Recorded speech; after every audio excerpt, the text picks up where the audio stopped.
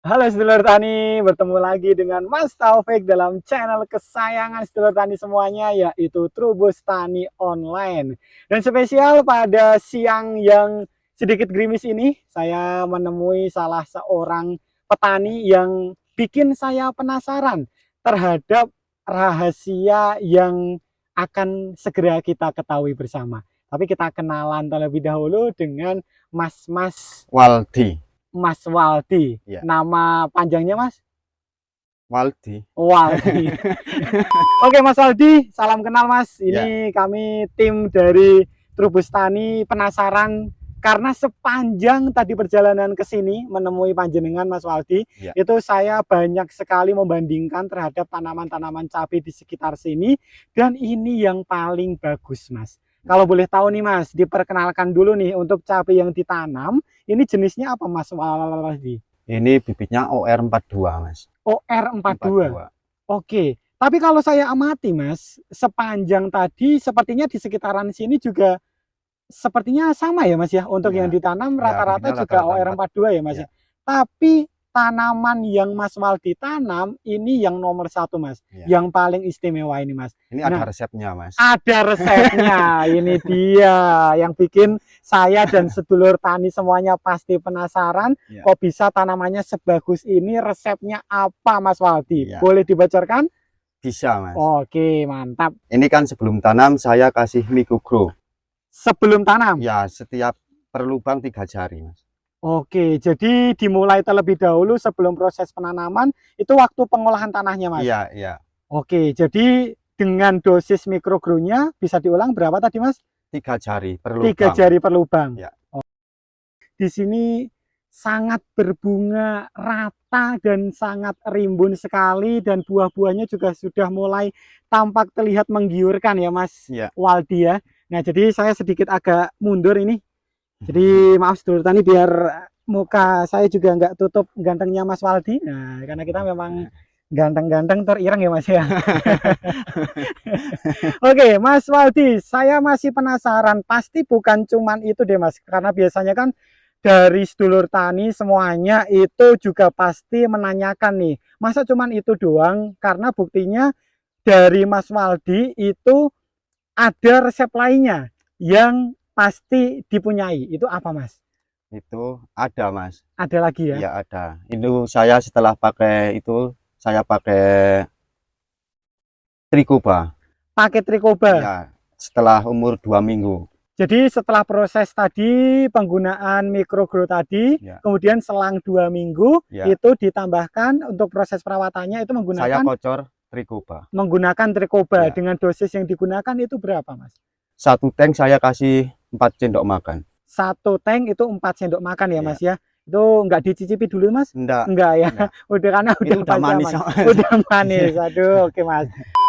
Setelah itu Mas, ada lagi atau udah cukup dengan menggunakan 2 resep itu Mas? Masih ada 1, Mas. Masih ada 1. Masih ada Wah, 1. pasti bikin sedulur tani penasaran kalau tidak langsung diungkapkan. Apa 1 itu Mas? Ya, saya pakai Inabor, Mas. Apa Mas? Inabor. Apa Mas Waldi? Inabor. Apa Mas Waldi? Inabor. Oke. Lagi apa, Mas? Oh ini Mas, Ya. lagi menggali lebih dalam. Oh, Nah, karena memang saya pengen menggali lebih dalam lagi nih Mas, terkait resep-resep rahasia yang tadi Mas Waldi sampaikan. Jadi untuk yang pertama terkait microgrow ya Mas ya. Iya, Terkait microgrow itu kan memang microgrow itu adalah jamur mycorrhiza ya Mas. Iya. Jamur mycorrhiza yang memang difungsikan itu sebagai pondasi ketika kita ingin menanam. Maka dari itu kenapa proses pengolahan tanah itu alangkah baiknya menggunakan microgrow ini. Karena jamur mycorrhiza ini sedulur tani itu nanti akan bersimbiosis baik dengan perakaran tanaman. Sehingga perakaran tanaman itu bisa lebih luas lagi dan memaksimalkan unsur hara yang diserap oleh tanaman. Karena secara logika nih ya sedulur tani semuanya, bisa dilogika bahwasanya ketika kita menggunakan microgrow yang bersimbiosis baik dengan tanaman akan meningkatkan perakaran pada tanaman. Apabila perakaran tanaman ini meningkat sehingga lebih luas lagi dalam menyerap unsur hara, tentunya unsur hara yang dibutuhkan oleh tanaman yang terserap itu akan lebih maksimal, sehingga tanaman itu juga dapat tumbuh dengan maksimal dan berbuah dengan maksimal. Bukan begitu, Iya, Mas Waldi? iya, Mas.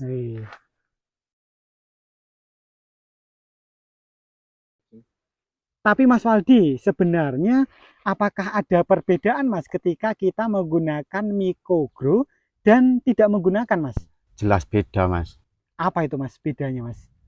Kalau ini kan saya pakai mikrogrow. Oh ya, Ya, tanaman-tanaman yang jenengan tanam ini ya, ya Mas ini ya. ya. Ya, jelas Mas, ini tampak berbeda sekali. Yang di atas kan saya nggak pakai, Mas. Ntar Oh, saya kasih videonya di sana. oke, berarti yang tadi kita lewati tadi ya Mas. Iya, Oke. Oh iya, jadi memang sangat beda sekali sedulur tani. Ketika tadi pertama kali sebelum langsung kita ke sini, sempat kita lihat juga untuk tanaman yang tanpa menggunakan mikrogrow. Kalau kita lihat dulu nih, yang menggunakan mikrogrow, ini sangat lebat sekali untuk tanamannya, untuk buahnya, kemudian ngembangnya ini juga sangat rata, bagus banget, luas juga. Kemudian untuk perakarannya tadi juga bahkan sempat dibuka ya Mas ya. iya, Ini wah sangat jamur maksimal ini. sekali. Sedangkan yang tadi di atas yang sempat diperlihatkan yang ditanam oleh Mas Waldi yang tanpa menggunakan mikrogrow, emang untuk perbandingan nih Mas ya, Iya, itu tanaman cenderung kurus, kurus. cenderung kemudian kerdil juga ya Mas ya. Iya, iya, iya. Dan bahkan ada beberapa tadi yang sudah tampak kering juga ya Mas ya. Iya, iya. Maka dari itu yang di sana itu perwujudan antara ini surga sana neraka ya Mas ya. Tapi Mas Waldi, ketika kita hidup berdampingan oleh sesama makhluk dan juga masyarakat petani lainnya, kalau kita perhatikan nih isi dari mikrogrow ini kan jamur Mas. Iya, Iya kan, jamur iya, kan Mas. jamur. Nah, apakah tidak takut Mas dengan stigma negatif bahwasanya kalau kita ngasih jamur itu kan malah justru akan merugikan tanaman atau berdampak tidak baik Mas kalau dikasih jamur untuk tanaman tadi Mas? Enggak masuk. Kalau ini kan jamur baik, Mas, bukan jamur jelek. Oh iya.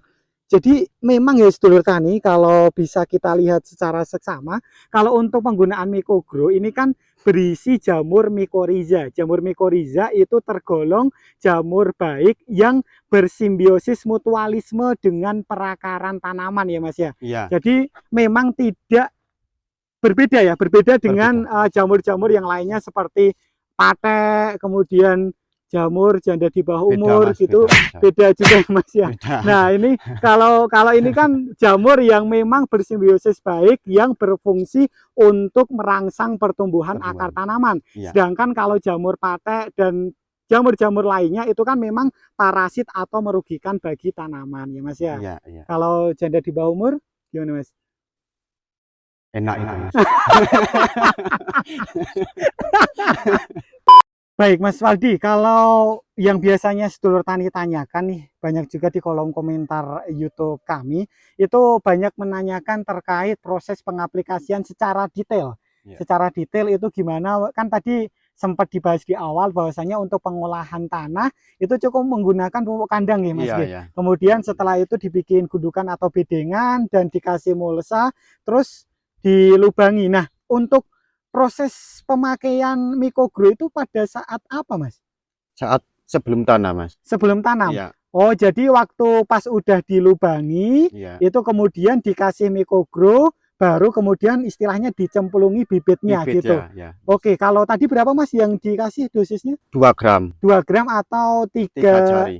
jari ya Iya. Mas ya. Oke, jadi setelah lubang tanam itu dibuat, kemudian dikasih mikrogrow sebanyak 2 gram, kemudian baru dikasih bibitnya. Iya. Hal itu agar akar itu bersentuhan langsung dengan mikrogrow, agar lebih maksimal untuk proses pengembangan atau proses akar yang lebih banyak ya Mas ya. Iya, iya, iya.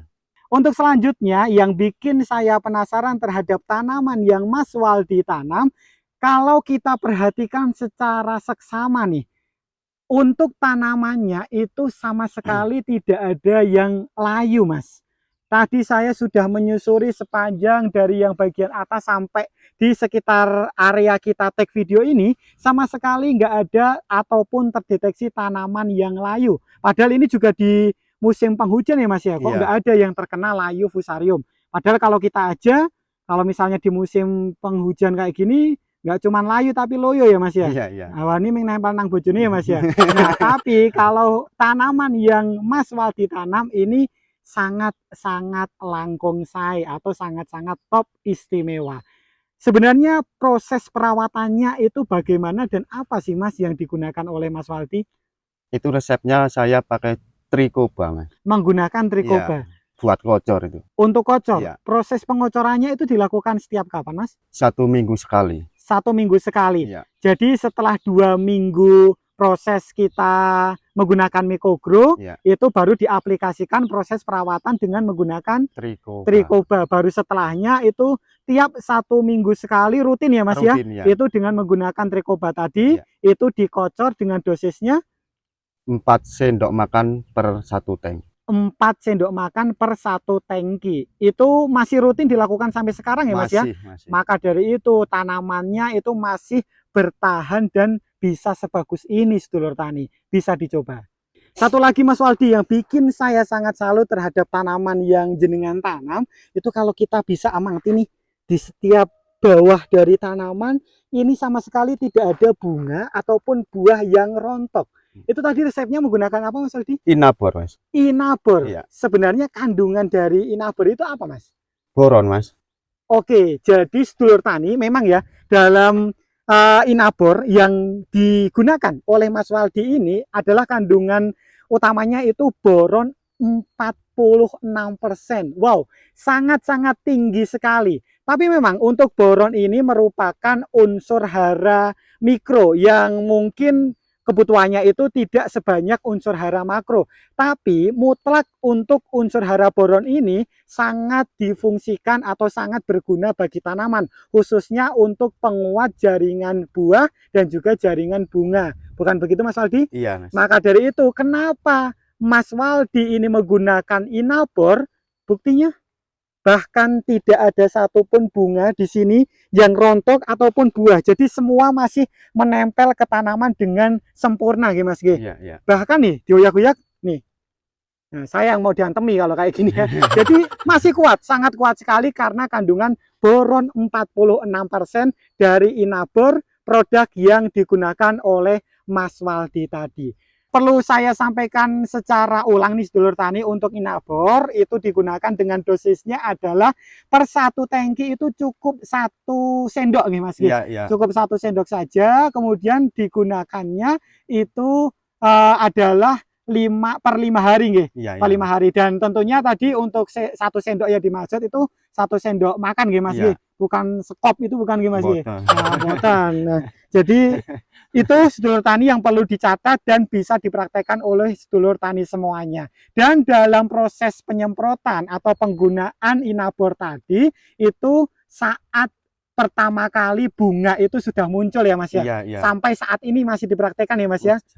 Oke, jadi perlu sangat dicatat oleh sedulur tani yang pengen nyoba, yang pengen tanamannya bisa sebagus ini. Silahkan untuk beberapa informasi yang tadi sudah disampaikan oleh Mas Waldi bisa didengarkan dengan baik, bisa dicatat dengan baik, dan kemudian bisa dipraktekkan.